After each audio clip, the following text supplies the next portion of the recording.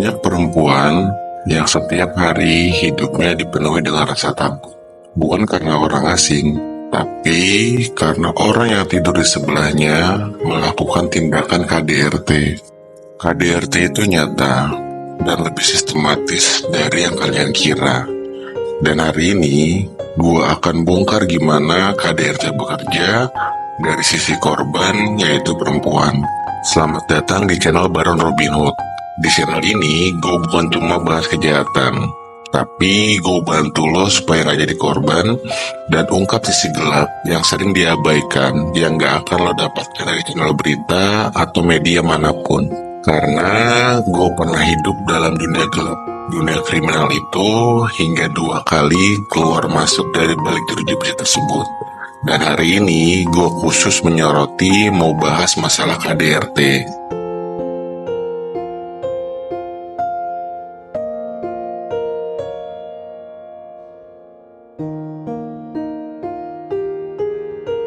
Oke, pelaku KDRT umumnya yang melakukan tindakan KDRT dan sampai masuk ke dalam penjara.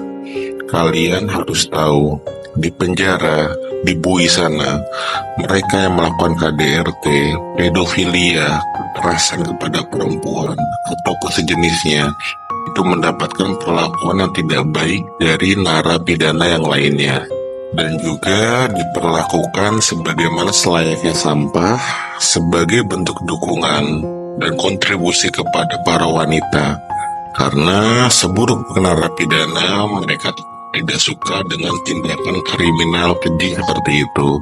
Jadi buat lo semua para laki-laki khususnya di sini, di saat lo mau melakukan KDRT ataupun kekerasan kepada istri lo ataupun pasangan lo, gua harap lo berpikir ribuan kali, karena di saat lo masuk ke dalam bui itu, lo akan mendapatkan pelajaran yang benar-benar berharga. Bukan hukuman dari negara, itu mah gak penting, tapi hukuman dari narapidana lainnya, bagaimana lo diperlakukan sebagai selayaknya sampah. Kalau di YouTube ini gak ada batasan, gue bongkar semuanya apa yang terjadi di dalam sana. Tapi gue tetap harus mematuhi kode etik yang ada di YouTube ini. Jadi gue kasih gambaran besarnya aja seperti itu. Oke, kita balik ke tema. KDRT itu bukan cuma soal tamparan ataupun tendangan. Ini tentang kekuasaan, tentang kontrol yang dibungkus dengan modus yang namanya cinta, diselipin teror. Dan ini beberapa modus yang paling sering terjadi oleh para korban dan pengakuan dari para pelaku KDRT yang gue temuin di dalam bui sana. Yang pertama, kekerasan fisik bertahap. Awalnya hanya bentakan, makian, ataupun kata-kata kasar. Lalu karena selalu sering terjadi dan perempuan itu diam, perempuan itu takut, sampai kemudian hari dibanting barangnya, banting orangnya. Baru setelah korban pasrah, hamparan, tendangan, deket, itu mulai jadi hal yang biasa. Dan yang kedua, kenapa KDRT itu bisa terjadi? Yang sudah-sudah juga ada alasan karena sisi psikologi ataupun mentalnya yang rusak. Ketika pelaku dipermalukan, dianggap tidak berguna, dibilang jelek, tidak percayaan oleh pasangannya sendiri, itu membuat mental jadi down, dan kekerasan menjadi alasan dia untuk melakukan kekerasan sebagai bentuk pembalasan. Yang ketiga, karena masalah finansial. Ya sebenarnya kalau masalah finansial sendiri sih nggak hanya KDRT aja. Pasti orang bisa melakukan tindakan apapun untuk mendapatkannya dengan cara tidak halal, seperti kejahatan, kriminal, ataupun lainnya. Tapi tetap saja itu tidak dibenarkan karena lo melukai perasaan perempuan. Gak hanya perasaan, tapi juga fisiknya. Dan mirisnya, yang bikin gue benci banget sebenarnya bahas ini adalah siklus madu dan racun. Dimana di saat pelaku setelah memukul, setelah merendam, setelah melakukan kekerasan tersebut, pelaku minta maaf, ngasih hadiah, janji berubah. Tapi faktanya apa? Terjadi lagi siklus kekerasan seperti itu. Dan semua ini sering gak kelihatan karena korban belajar untuk luka, baik yang di badan maupun di hati. Dan itulah yang membuat para pelaku KDRT tidak mendapatkan hukuman sebagaimana mestinya dan mereka merasa bebas melakukan aksinya. Dan di sini gue mau himbau kepada semua perempuan, karena kalau dia beneran cinta, dia beneran sayang, dia tidak akan melakukan tindakan kekerasan seperti itu. Dan untuk itu semua, gue berikan tips yang gak standar, kayak cuma lapor polisi, basi itu mah. Gue kasih lo real strategi di saat lo mau mengalami ataupun sudah mengalami kekerasan ataupun KDRT tersebut. Yang pertama yang harus lo lakukan, lo siapkan tas aman diam-diam. Maksudnya gimana? Lo siapkan sebuah tas, udah lo isi dengan KTP, kartu keluarga, akta lahir anak, baju ganti, uang cash, nomor telepon penting, ataupun hal-hal yang lo butuhkan. Lo simpen di tempat yang tersembunyi yang gak diketahui pasangan lo. Jadi, end of the end, di saat lo mengalami hal tersebut ataupun mau mengalami hal tersebut, lo bisa langsung pergi dan cabut dari rumah itu dan tidak menjadi korban kekerasan tersebut.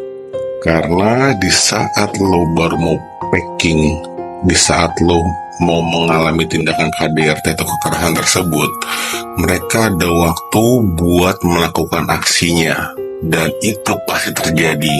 Makanya gue minta lo siapkan sebuah tas yang seperti gue bilang tadi, lo simpen dan lo taruh di tempat yang paling aman dan mudah dijangkau di saat lo ada apa-apa.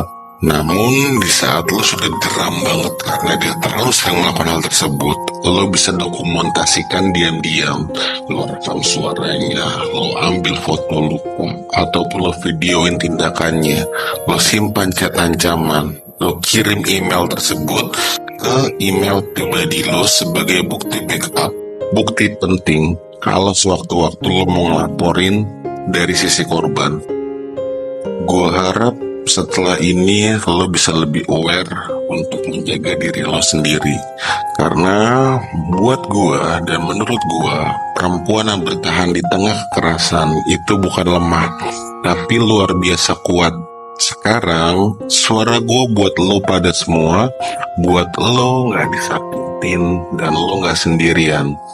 Karena kenapa para narapidana benci banget yang namanya KDRT ataupun kekerasan kepada perempuan? Karena KDRT bukan cuma masalah rumah tangga, ini masalah kemanusiaan. Dan kalau lo punya kekuatan buat bantu korban dengan info, empati, atau cuma dengerin, lo udah jadi bagian dari solusi tersebut. Jadi gue minta lo semua jangan diam. Ya udah, mungkin sekian aja dulu video kali ini. Dan video ini gue buat pure buat tujuan edukasi dan empati, bukan menyudutkan pihak manapun. Dan buat pihak perempuan, gue minta lo jangan pernah takut. Lakukan jika itu sudah melakukan kekerasan yang berlebihan.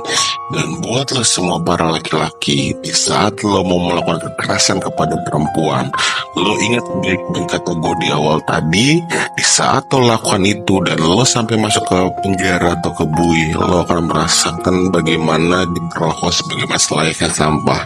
Oke, gue share satu. Gak hanya kekerasan fisik yang lo dapatkan di sana, tapi lo bayangin junior lo itu, ya junior lo yang di bawah itu ngerasain yang namanya dikasih cabe, dikasih bon cabe, ya lo suruh usap-usap semua, lo rasain depan saya kayak gimana. Dan sebenarnya banyak lebih biadab lagi, tapi gue gak mau bahas di sini karena nanti gue bisa kena pelanggaran. Tapi ya udahlah, sorry kalau gue agak sedikit emosi. Dan kalau semua ngerasa video ini penting, lo bisa bantu share ke orang-orang terdekat lo, dan lo bantu subscribe channel ini dan bantu channel ini berkembang agar semakin banyak orang yang merasakan manfaat daripada channel ini. Sekali lagi, nama gue Baron dan sampai bertemu di video kejahatan selanjutnya. Bye.